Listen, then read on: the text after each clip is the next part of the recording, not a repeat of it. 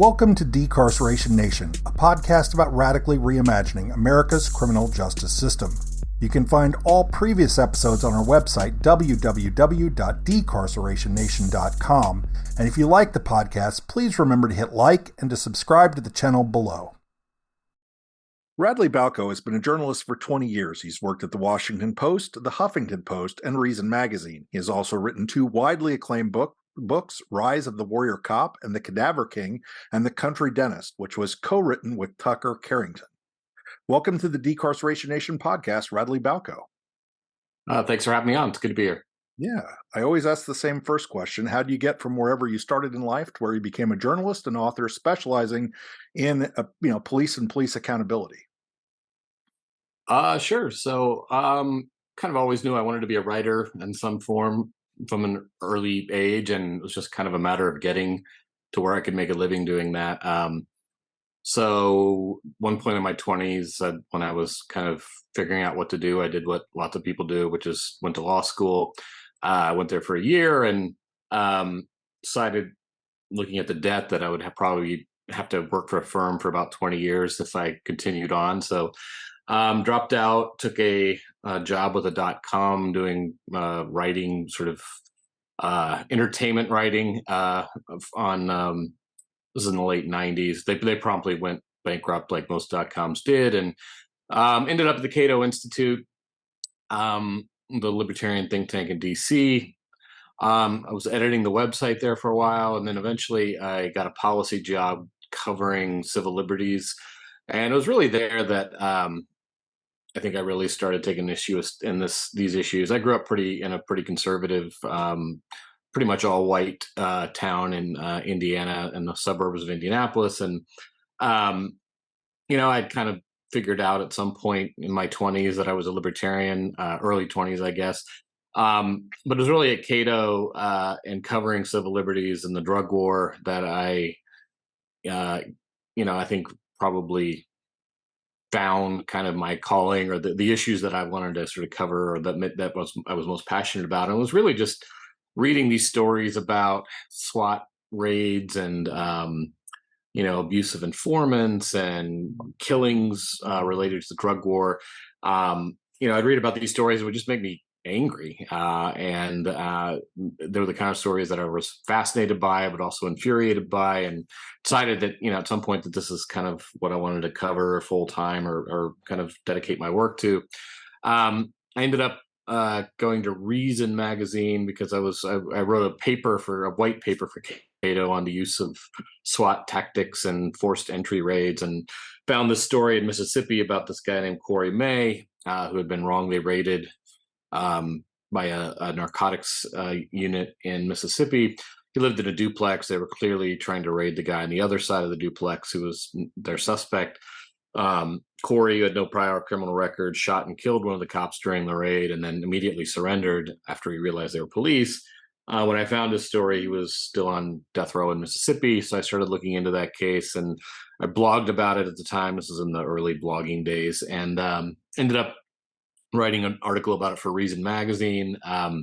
Eventually Reason hired me and kind of put me on this beat full time. And that's kind of where I am now. I ended up going to Huffington Post and then the Washington Post for about 10 years. And now I'm independent and operate on my, I'm doing a lot of freelance work, but also write on a Substack, which it's just me, Radley Balko, Substack.com, which is it's called The Watch, and it's kind of my beat. I do long form investigative stuff, but also analysis and commentary on criminal justice, the drug war, and civil liberties issues. So I know I started to get to know you because of your Twitter feed, but since then I've caught up with your Substack and a lot of your other writing.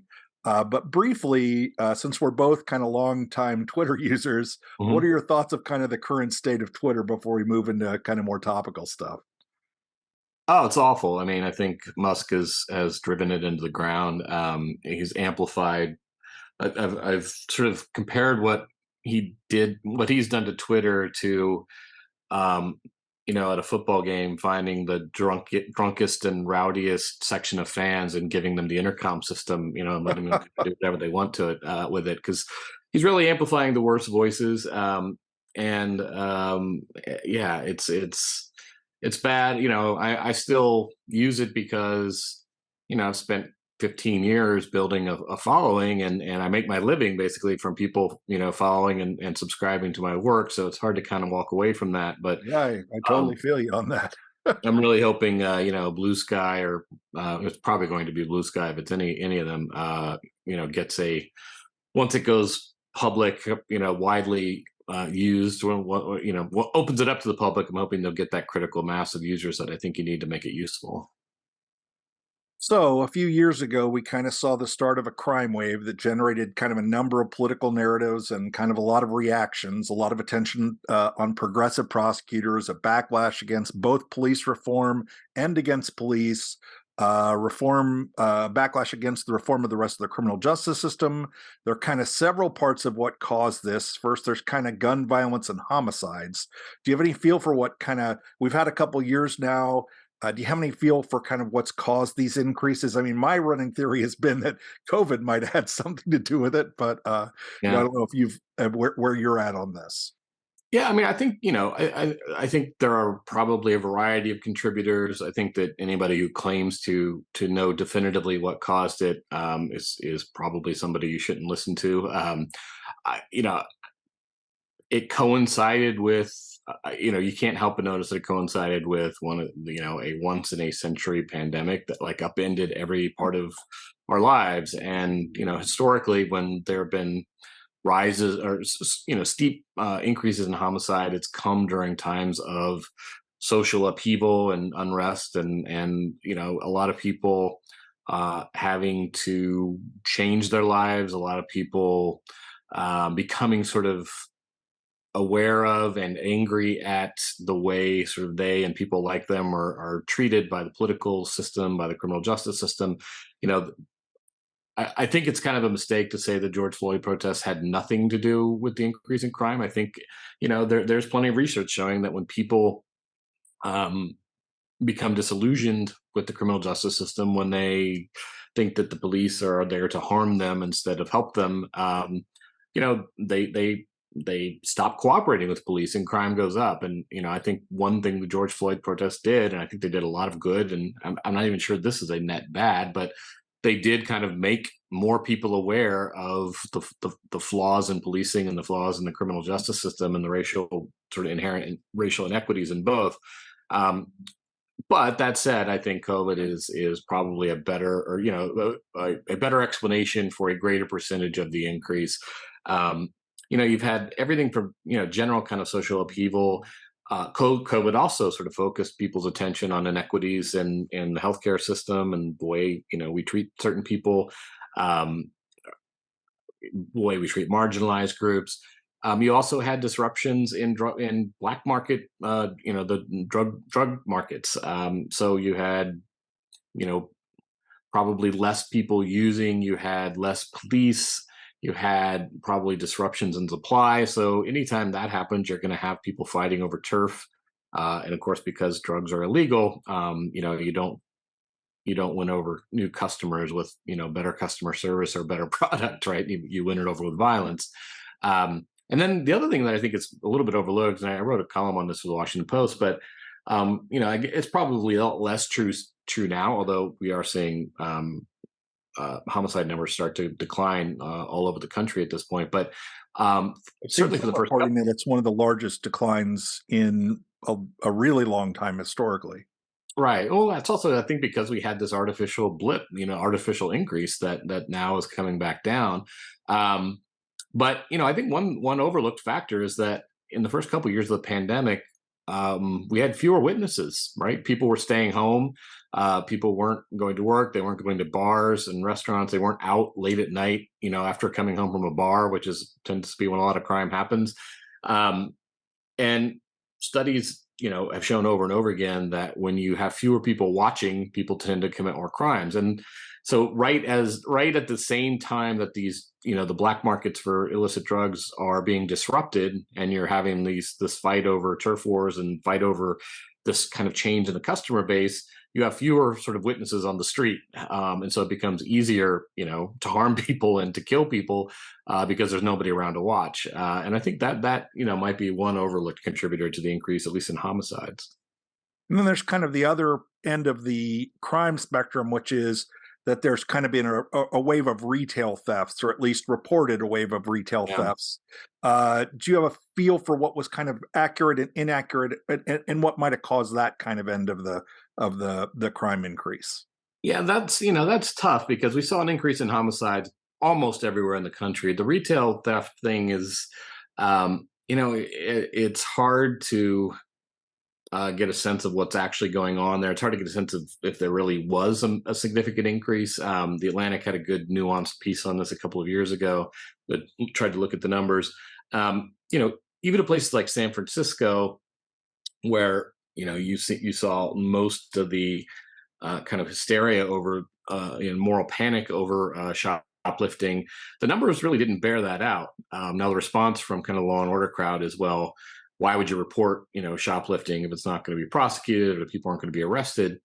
And the problem with that is I actually looked into this a little bit, and retailers have lots of incentives to report shoplifting. In fact, most shoplifters, even before the pandemic, before all of this happened, aren't caught, and they're even less likely to be caught now because retailers like Walgreens and CVS have told their security people, their security guards, to stop detaining people suspected of shoplifting basically for liability reasons. So people are more likely to get away. But the idea that it's not being reported just doesn't make a whole lot of sense. If I'm a manager of a CVS, I have to explain to my regional manager or the corporate people why the explanation for shrinkage. And so it's in my interest to report shoplifting, and it's in the corporation's general interest because, one, for insurance purposes, so they get reimbursed for stolen merchandise, but also because it makes sense for them politically, right? They want laws to crack down on shoplifting. They want more public and political attention on shoplifting. So it's in their interest to make shoplifting look as bad as possible. So I just don't buy this idea that there's an incentive for them or disincentive for them to report it. So if that's the case, the numbers don't bear out the idea that there's been this mass wave. I think it's gone up a little bit in the last couple of years, but when the hysteria over it started, the numbers suggested it had been going down. But there have been other increases in other types of crime, break-ins in places like San Francisco. We've seen a lot of cities have seen really significant increases in car theft, carjackings.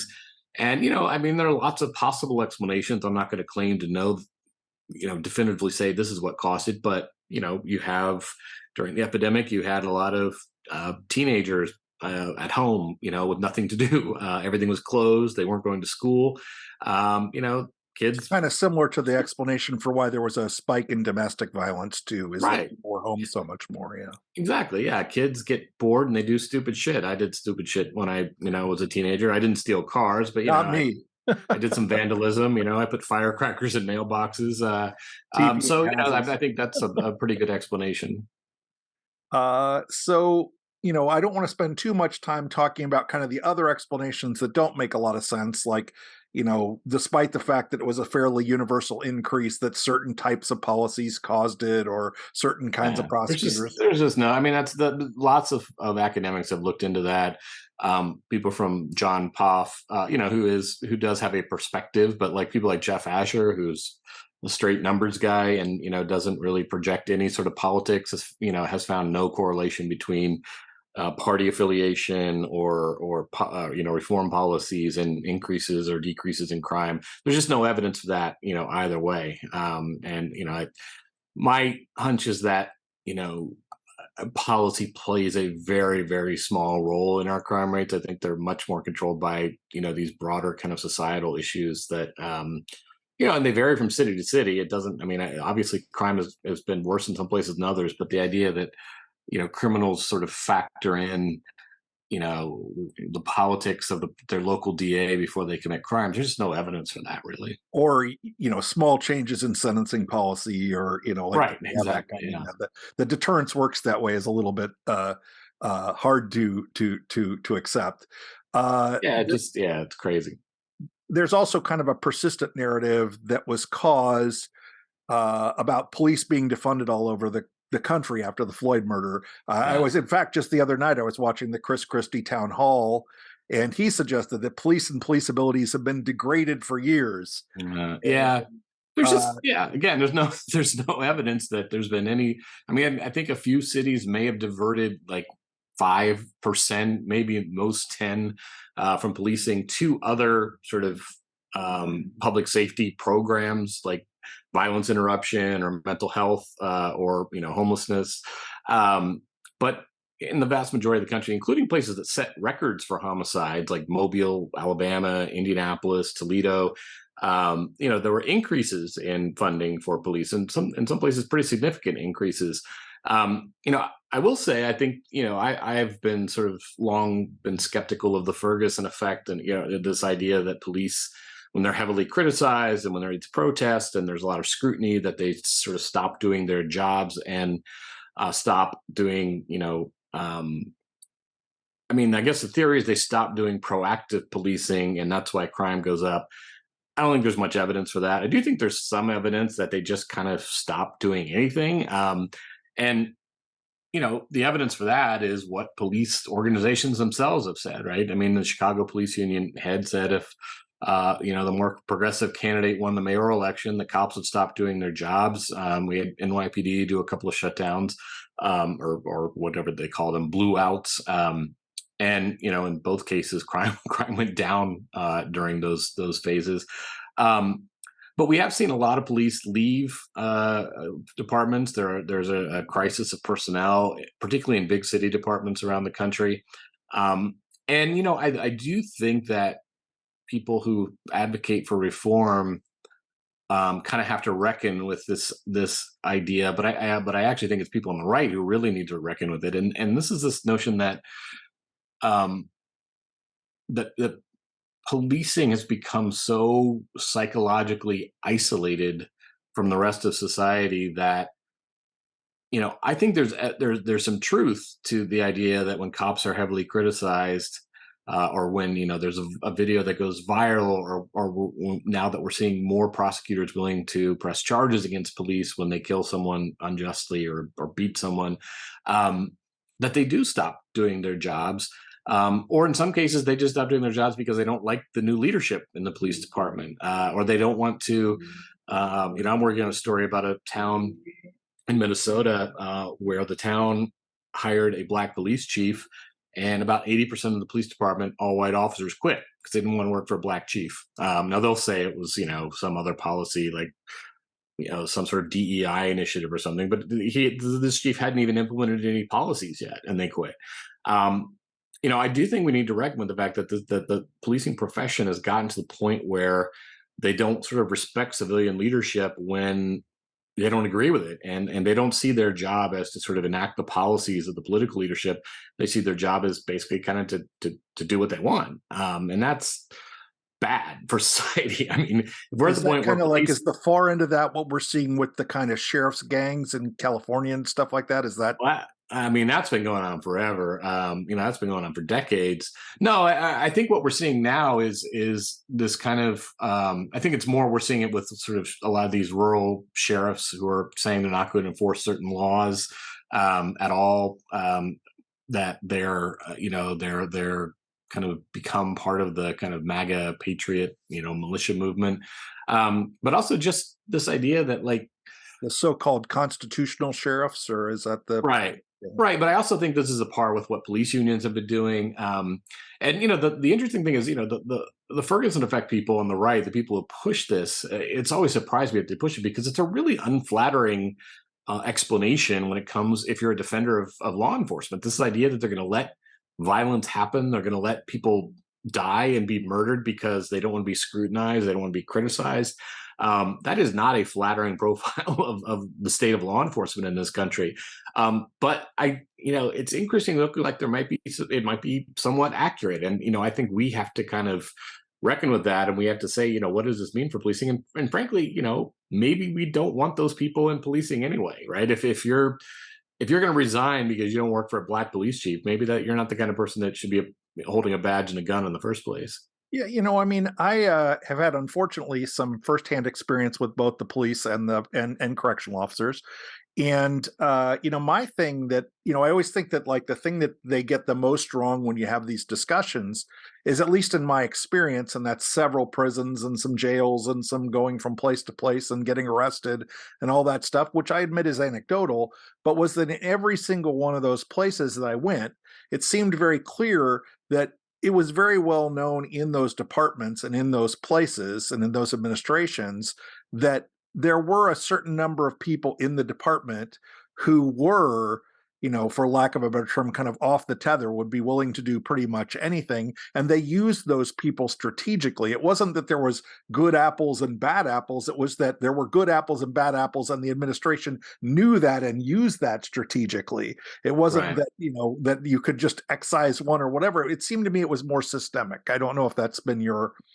Yeah. Look, I mean, the whole bad apple thing, people forget the second part of that saying. It's like a few bad apples spoil the bunch. And if you don't take them out, then you get more bad apples, and it become, it's like a disease. And so, yeah, I mean, I say this arguing about what percentage of cops are bad or abusive or corrupt kind of misses the point. I mean, if you have a system that refuses to hold the bad, abusive, corrupt cops accountable when it's pretty clear they did something wrong, you have a systemically, a foundationally corrupt system.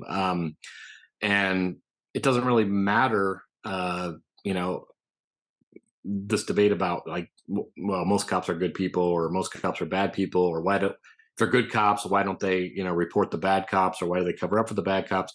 I mean, fundamentally, if you have a system that doesn't hold clear bad actors accountable, you've got a broken system. And that's what we have. I mean, I think there's very, very strong evidence across the board. If you, I mean, city after city after city, we find that a very tiny percentage of civilian complaints against police are upheld. Of those, a very tiny percentage of police officers are actually disciplined in any way, and of those, even smaller percentage are disciplined in any significant way. And even those, there's always some sort of appeals process or arbitration, that makes it extremely difficult for those cops to actually be fired. And even then, they can just get a job somewhere else. So we have a system that doesn't get rid of the bad apples, and that's why I think we're seeing. In fact, I mean, not only that, but I mean, Marshall Project and some other groups have done some reporting on this.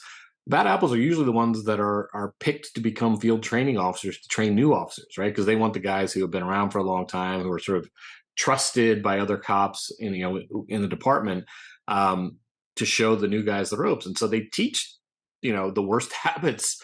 They find the worst cops with the worst habits, and those are the guys who teach the new generation. I think that was a big part of that last David Simon piece on HBO. I forget what it's called, but it was about kind of another thing about corrupt cops in Yeah, Baltimore. It was kind of a we own the city. Yeah, that was it. We own the city. Right.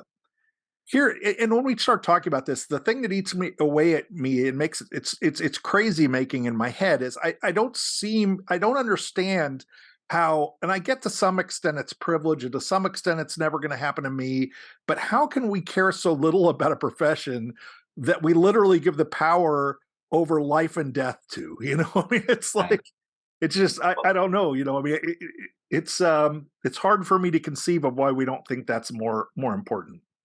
Yeah, so I come from kind of a libertarian background, and there's a school of thought in libertarian called public choice theory, and the idea is that when you take somebody and you give them a job in the public sector, they don't stop being human, right? They don't become these sort of altruistic people who only act in the public good. They still, they still are selfish people. We are, like we all are, and they still do things for themselves. And, they're still going to remember things in a way that makes them look good rather than bad. And, they um, it manifests in ways like, if you're in charge of a public agency that's supposed to address, this particular problem, it actually is in your interest to not completely eradicate that problem, right? Because then you're out of a job. And in fact, it's in your interest to sort of exaggerate the extent of the problem.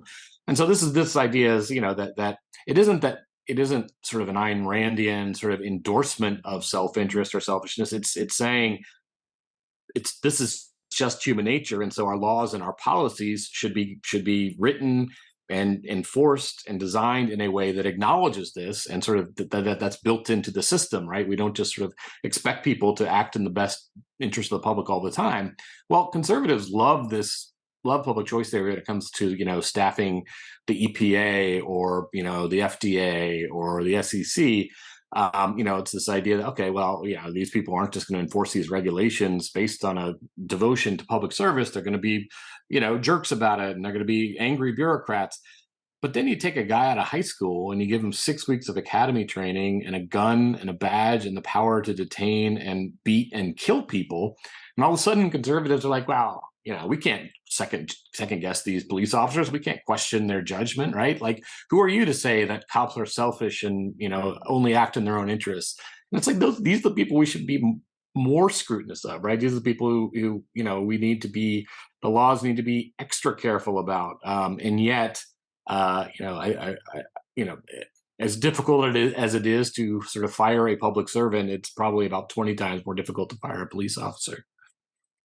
At the same time, I mean, it's hard to argue that there aren't some pretty serious problems with police. To start with, there's kind of a decent amount of police violence against regular folks. I saw a statistic the other day. I haven't verified it, so I'm not sure this is correct or close to correct, but there's probably some relationship there, is that you're almost as likely to be shot by an officer as you are to be shot during some other kind of criminal encounter. I think that's true, more true for Black men. I think it's that maybe that's what the statistic is. I think I've seen that somewhere. Yeah. Yeah. Whatever, though, there's a lot of there's at least Yeah. a substantive amount of use of force by police, not always in the solving of a crime. Right. Well, I think there's, the fact that police also beat and kill white people is often cited by kind of libertarian types or moderates as well. So when you emphasize the racial disparities and systemic racism in policing, you overlook all these other cases, and that turns white people off. So we should just talk about police brutality in general. Well, I mean, you can talk about both, right? We could talk about the problems in policing that make cops unaccountable, that make them less transparent, that contribute to this lack of this willingness to sort of cover for one another, the whole blue wall thing. And then you can also talk about the inherent racism in policing, and from the way it was sort of designed and constructed and has evolved over the years, to the way it's enforced, and the way it was used during the Jim Crow era, and how that evolved into what we have today.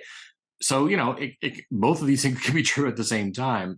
You can have problems with policing that affect everyone, and you can have problems in policing in which those problems disproportionately affect minority communities or marginalized communities.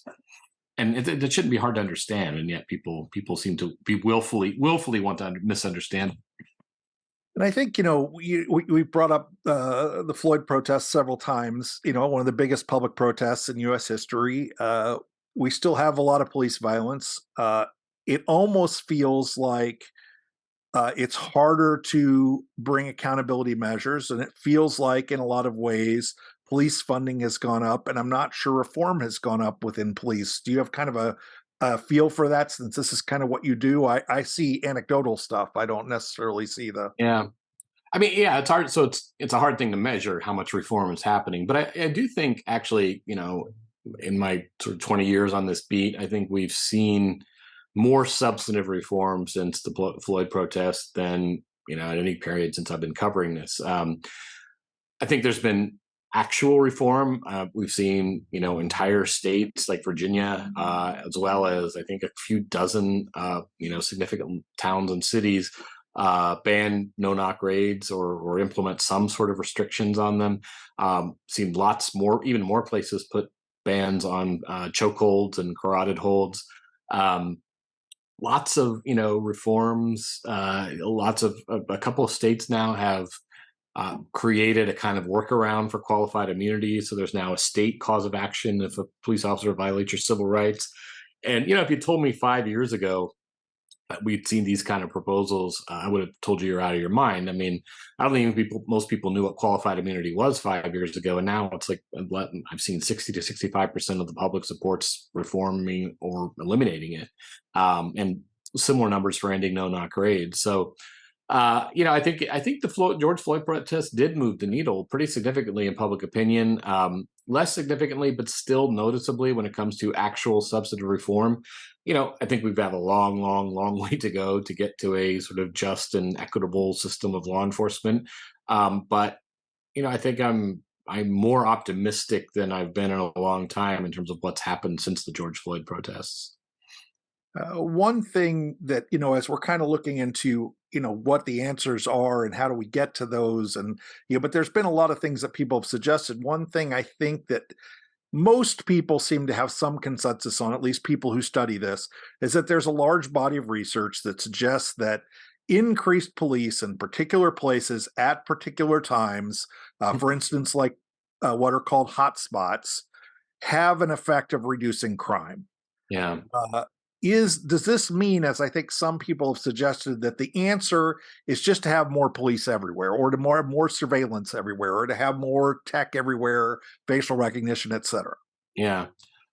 Look, I think like you said, there is evidence that hiring more police has an effect on reducing crime. Um, you could take that to its logical conclusion and say, well, North Korea has almost no crime at all, right? I mean, that doesn't mean it's the kind of society we want to live in. Um, the one place I've seen the Niskanen Center did a study on what happens when you hire more police officers, and they found that crime does go down, but they also found a corresponding increase in arrests for very low level offenses. And they factored the damage that those arrests did into their analysis, and it comes out, much closer to a wash than you've seen in these other studies. The other thing is we don't know how long the effect lasts, and if people sort of adjust to what's happening. There are also political and practical considerations. You can't just saturate every part of the city. I mean, a lot of times if you crack down in one area, crime's going to pop up in other areas. This is particularly true with drug crime because, I mean, drug crime's like the air in a balloon, right? I mean, you're never going to get rid of it. You can move it around, but you're never going to get rid of it.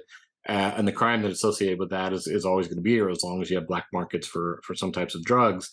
There's also, not a lot of scrutiny on what it is about policing that reduces crime or appears to reduce crime. Is it, that people in these neighborhoods are intimidated by police? Is it that, these arrests are taking people off the street? John Poff has suggested, and I think he makes a compelling argument that it's what he calls the sentinel effect. It's just the fact that when people are watching, people are less likely to commit crimes. Well, does that mean you could achieve the same effect with neighborhood watch groups or community crime, anti-crime community groups, private security system officers and agents, security officers? Or violence interruption groups. We don't know, and certainly if we can have the same effect on reducing crime without the accompanying destructiveness and damage that policing does to marginalized communities, that's something we need to look into. And I think a lot of reformers have made this point that a lot of people are really kind of critical and down on these violence interruption groups because the academic research isn't there to support, we don't have overwhelming academic research that says this works.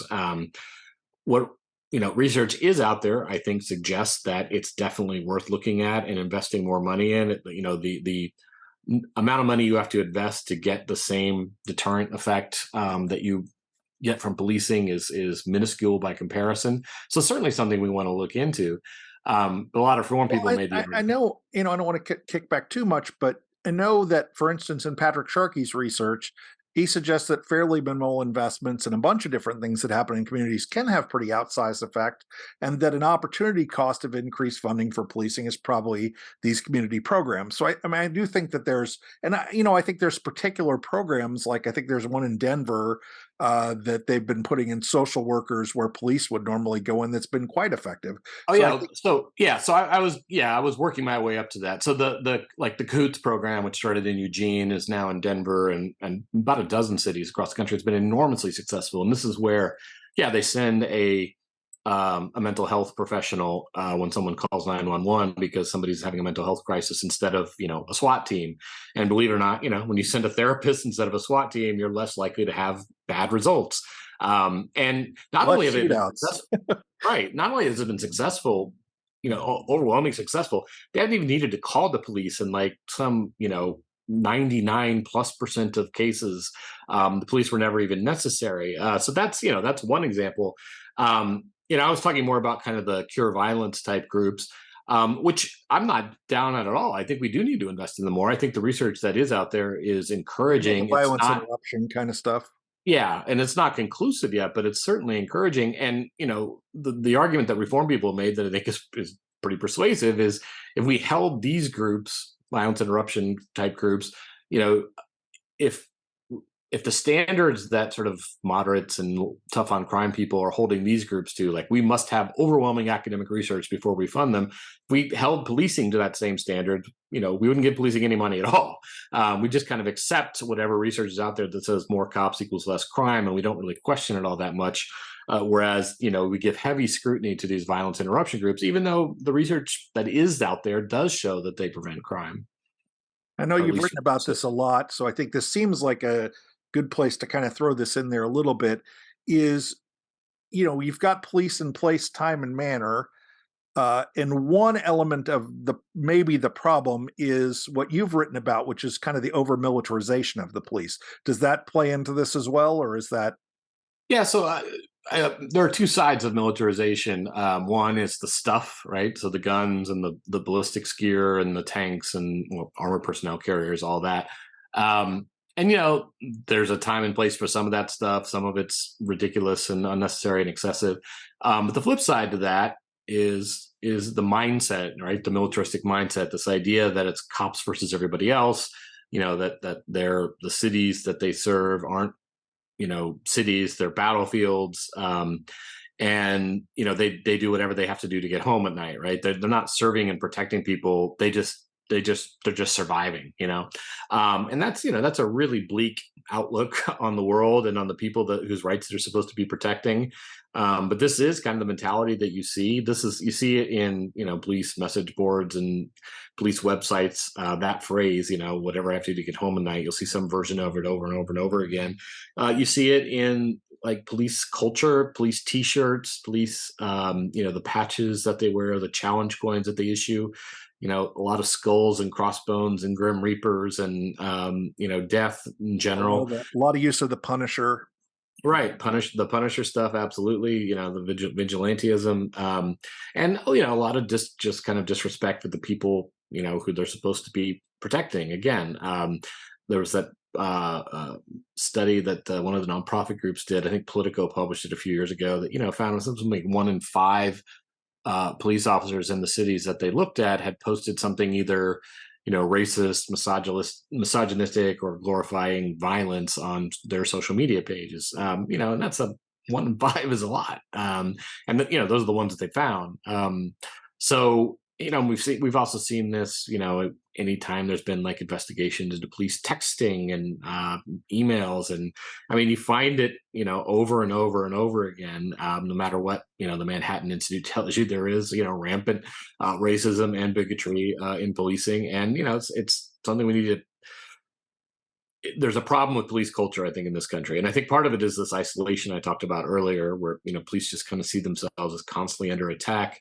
And see that the only people they can really trust are other cops and their families, and it's them against the world. And it's just it's a really unhealthy for the people that they're supposed to be protecting, but it's also just what a miserable way to go about your day-to-day work life, right? You see yourself at sort of at war with everyone. You're driving around in your squad car, and the only interactions you have with other people are confrontational, right? I mean, imagine that was your work life. I mean, it's sort of like if Twitter were sort of brought to life and it were your everyday interactions in the physical world.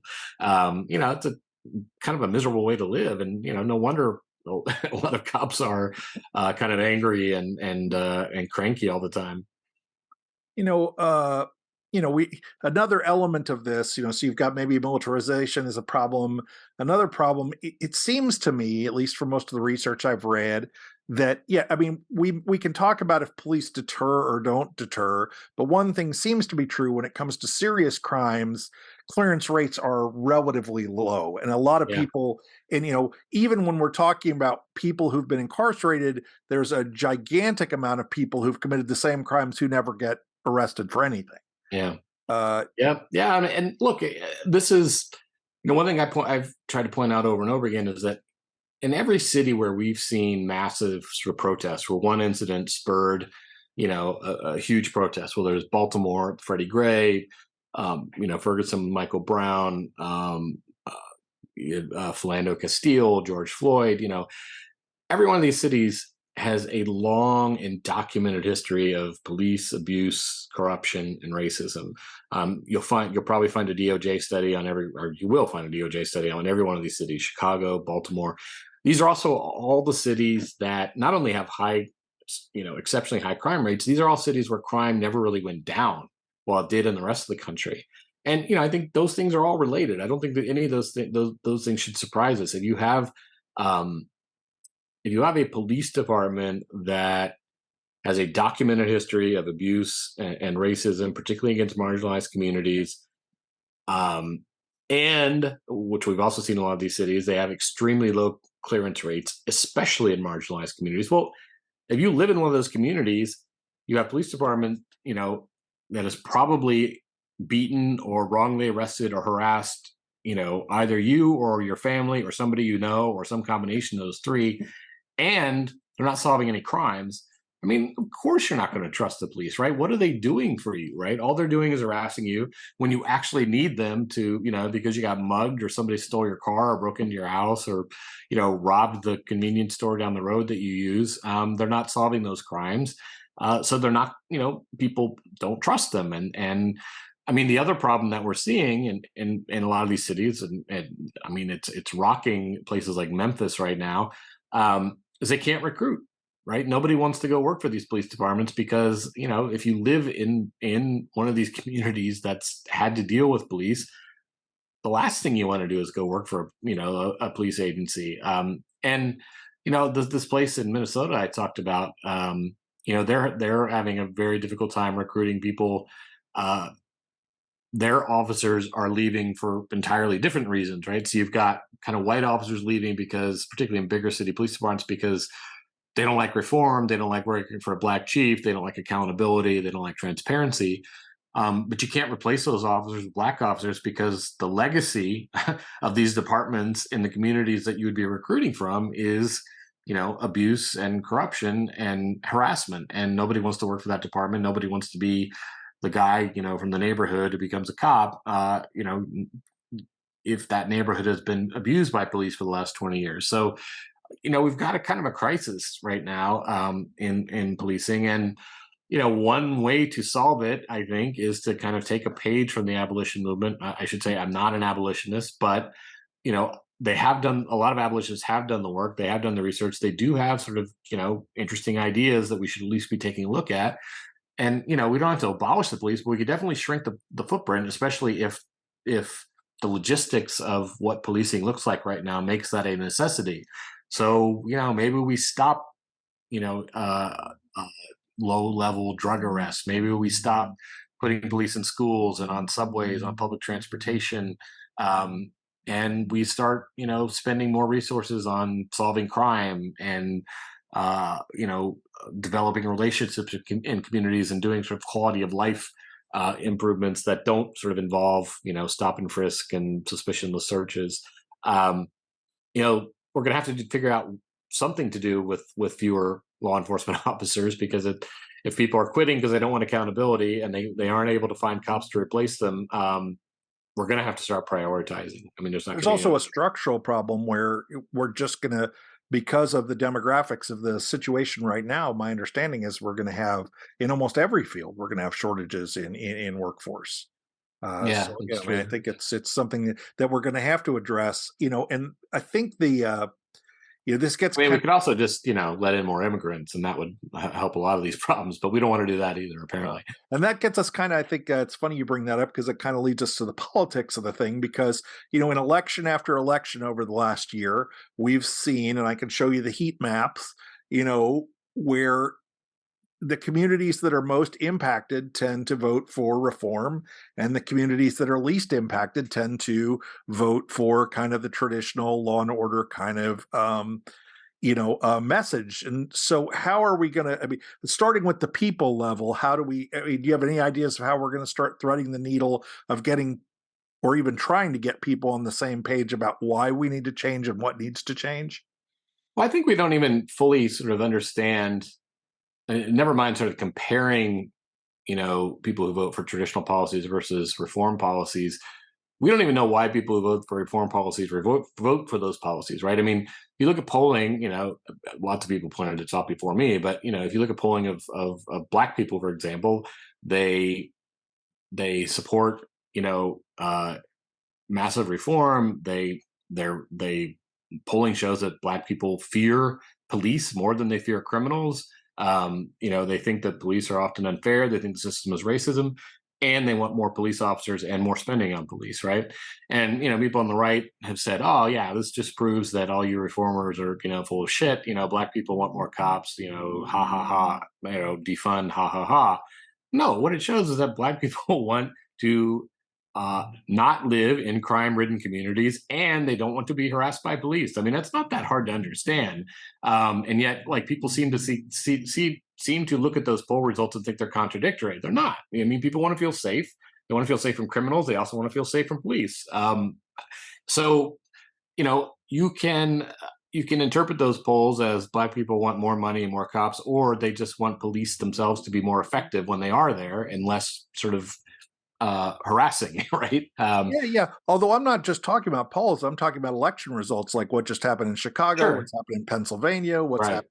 I mean, But we've I'm had, saying if you look at those election results, though, those same people, those same communities also will tell pollsters they want more police or they want more spending on police. Um, but I think that what that's saying is they want safety and protection, and they and the rest of us have been told over and over again that the only way you get more safety and more protection is by having more police. Like, we're not told that there may be other options, right? We're not told that investing in some of these other programs may have the same effect without the collateral damage. and then there's kind of the problem of police culture. You know, how do we start? Is there a way?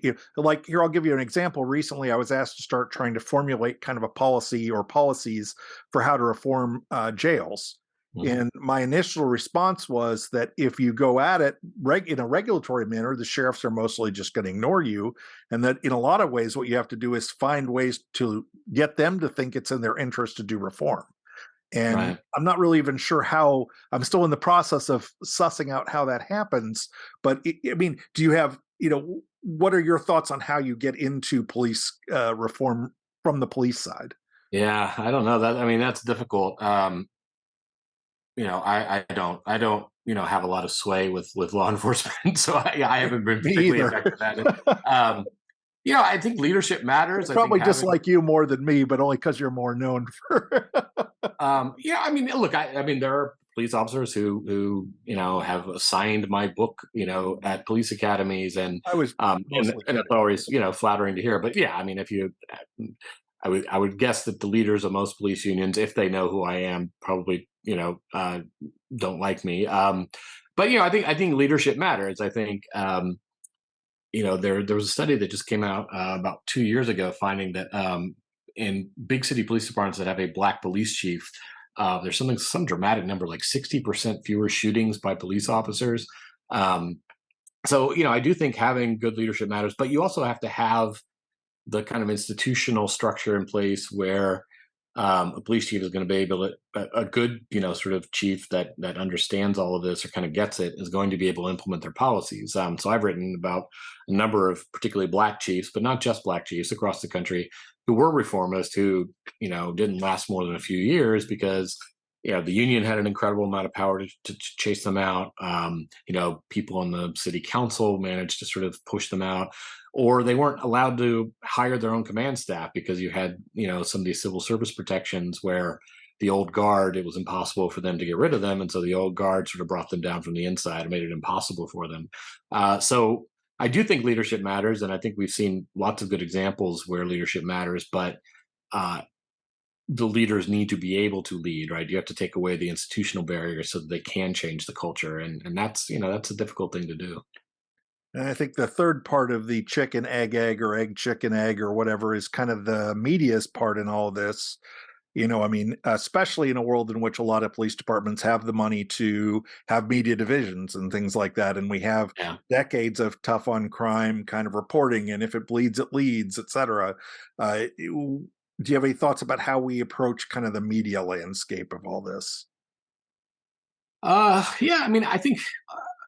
I mean, it's hard to make sort of blanket statements about how the media covers criminal justice, because in some ways, I think these issues are being covered better than they ever have before. I think you have more outlets that are doing serious investigative journalism. I think you have more. There are more platforms for people who are critical of law enforcement and critical of the current system to be heard. From podcasting to social media to I mean, there's a lot of ways to get the word out. I think there are some problems that persist. I think particularly in small towns or where you only have one newspaper, and you're a beat reporter, your job is sort of contingent on police cooperating with you, and so it's going to be difficult for you to be critical or skeptical or ask tough questions. I think that problem continues, and it gets worse as media outlets fall. And then like you said, I think if it bleeds, it leads problem. I think for a long time, crime fell for a very, very long time, for about 20, 25 years. And, there were some kind of long-term trend pieces about that. But when it fell, in the aggregate, it fell by, you know, an incredible amount that criminologists still really can't explain. But year to year, it wasn't that much. So we didn't get a lot of stories about how crime was falling. But then the second it goes up even a little bit, it's like, oh, we've reversed this 20 years trend. Something's terrible that's gone wrong. And I had worried about this. I mean, the first 15 years I covered this, crime continued to go down, and it was became easier and easier to sort of advocate reforms because the reality, the sort of realpolitik of the situation is that if crime is low, it's a lot easier to implement reforms. And I worried what would happen when crime started going up again, and we would see if we would see a return to kind of the 80s and 90s and the kind of sky is falling, coverage. And, we have seen some of that. I also think there's a lot more pushback though. I think every time Near Times um, publishes something that, maybe where they take one sensational crime and report on it in a way that suggests it's representative when it isn't, or, they quote some politician about blaming bail reform for an increase in crime. Like there's immediate backlash, and I think the Times has also done a lot of good crime reporting and good coverage as well. So yeah, I don't know. I'm hesitant to kind of make a blanket statement about whether the media is good or bad about this, because I think it's kind of all over the place. I think it's good for pro reform people to continue to call out bad coverage when they see it. I think, for example, the coverage in San Francisco was horrific, and there was this kind of pile on, and you saw people who were willing to kind of join the pile on got more attention and more clicks and more eyeballs. So there's an incentive to sensationalize and a disincentive to push back. But in other places, I think the incentive may be reversed. I think there's people like contrarian takes. So I don't know. Yeah, I'm rambling a little bit, but I think it's kind of all. But I think I'm rambling because the answer is kind of all over the place. I don't think there's any Yeah, I blanket. agree. It's a lot more nuanced than just media bad, media good. Right. But I do think that a lot of times even with people who are trying to do good work, that the ability of police departments to immediately get their stuff in there makes it harder to fight back. And sometimes reformers are presented kind of as the straw people. But I do agree there's a lot more genuinely good coverage than probably Right. when I was younger and stuff like that. I agree with Yeah. that. Yeah, and I think local media is particularly bad. I mean, local TV news is maybe the most frustrating part of the entire industry, because there's the sensationalism aspect. There's like the what kids your drugs are taking now stories, There's the ride-alongs with the SWAT team that kind of glorify this kind of type of policing, and there's just like there's it's access problems, right? When you're a local TV reporter, the police are a great source. They're going to give you crazy stories and scary crime stories that are going to scare parents, and so they're going to tune in and watch. And so yeah, and there are a lot of great local reporters out there too, but yeah, I think, particularly as we lose more and more local media, the problem gets worse. Well, one thing I've been trying to do this season is kind of let people get to know my guests a little bit more. Do you have any hobbies? I know it's kind of a weird question, but Oh, weird segue let's there. Not see. not my best segue, but Yeah, I do little amateur photography.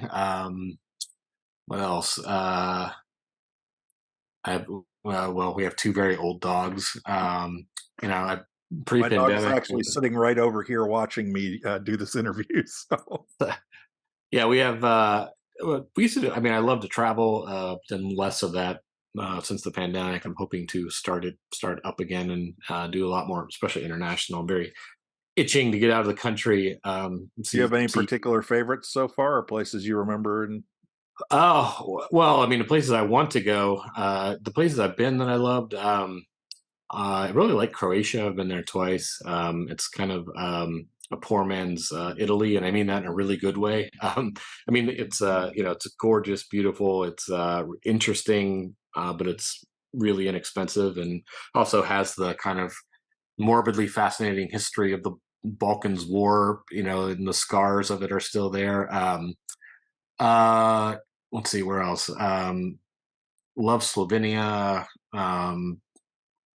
Prague, Budapest. Really love Budapest. you're making me happy. I'm Hungarian, so you're Yeah, yeah. I mean, unfortunately, the politics in Hungary are pretty horrible right yeah. now. I'm not saying I'd want to go to Hungary right now. I'm just saying, Yeah, all the right wingers are there living it up. But I mean, Budapest is such a beautiful city. But yeah, I don't know. I haven't been to Italy yet. I really need to go there. Love to go to Japan at some point. Um, let's see where else. My wife and I for honeymoon went to Southeast Asia, so Hanoi was amazing. Cambodia is a really interesting country with lots of just really warm, wonderful people. Um, yeah, I don't know. My wife's family's from Colombia, and I have not been there yet, but I'm excited to go soon. I hope. Love to go to the Baltics, Sweden, Norway, Denmark, and Latvia, Lithuania. I've heard, that sounds like a fun trip. sounds I'm like you kind of got a lot of stuff to a lot of travel to plan here. Yeah, I mean, I think I have a kind of Anthony Bourdain approach to the world, which is you should go and eat people's food and enjoy their hospitality and get to know people. And it's I mean, one of the most telling things I think about Trump is that he absolutely hates traveling to other countries.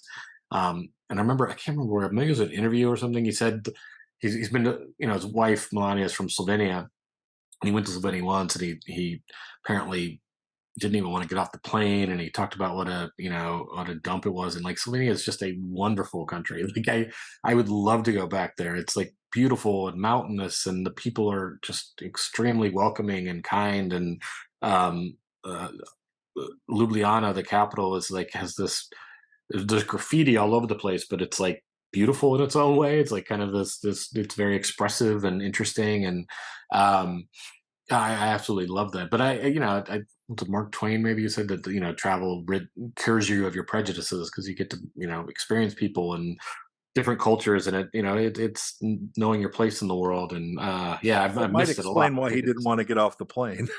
Yeah, it's true. It's a good point. But yeah, I mean, the pandemic has robbed a lot of us of that, and I think that may contribute to all the kind of social strife and general kind of despair that we've seen. It's like we've had less opportunity to kind of get to know other people and expose ourselves to new and interesting things. I always ask if there are any criminal justice related books that you like or might recommend to our listeners. Do you have any favorite books? Let's see. I'm trying to probably not that your listeners haven't already read, but I mean, actually, one book that's pretty old at this point, but I really love it, and it really informed a lot of my thinking about the drug war as Smoke and Mirrors by Dan Baum. And when I say it's old, it's like 25 years old. I think it came out in the mid 90s, but it traces the history of the drug war, back to the Nixon administration. And he interviewed, a lot of the people in that administration, and he talks about, brings it up basically through, I think, the Clinton administration. But it's just such a, I mean, um, you see kind of it's a narrative that describes the slow motion train wreck that is the drug war, page by page, meticulously.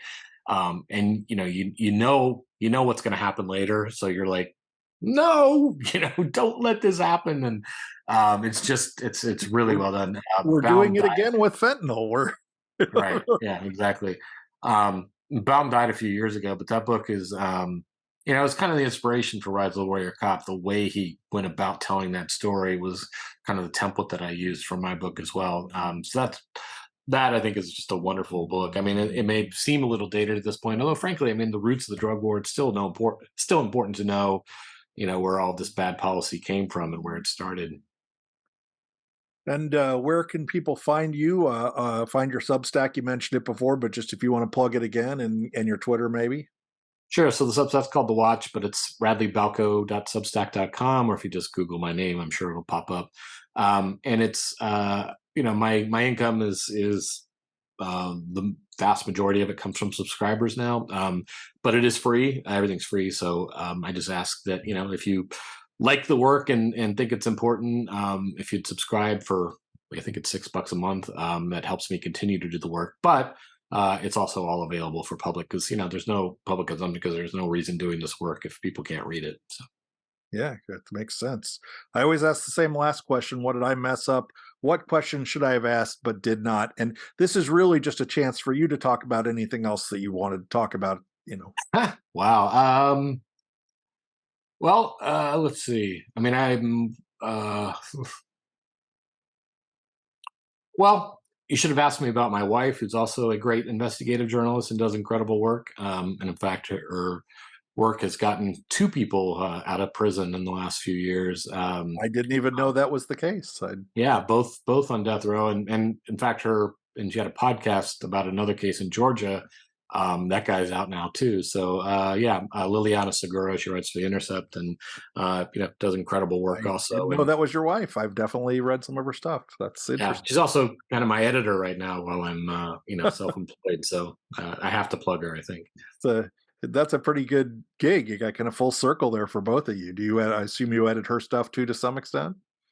Well, she kind of edits my stuff for the Substack because I don't have another editor to look at it. She has great editors at The Intercept. But yeah, I mean, I read her stuff and offer feedback, and it's definitely a mutual thing. But yeah, I'm much more reliant on her editing than she is on mine right now. Well, thanks so much for doing this. I really appreciate you taking the time. Yeah, thanks for having me. Thanks so much for listening to the Decarceration Nation podcast. You can learn more about this episode in the notes, or visit our website, www.decarcerationnation.com. If you enjoyed the podcast, please subscribe, and please like this episode and leave comments below. Special thanks to Andrew Stein, who does the editing and post-production for me, to Ann Espo for helping with our transcripts and social media images, and to Alex Mayo, who helps with our website and does the video transcription. Make sure and add us on social media and share our posts across your network. Also, thanks to my employer, Safe and Just Michigan, for helping to support the Decarceration Nation podcast. Thanks so much for listening to the Decarceration Nation podcast. See you next time.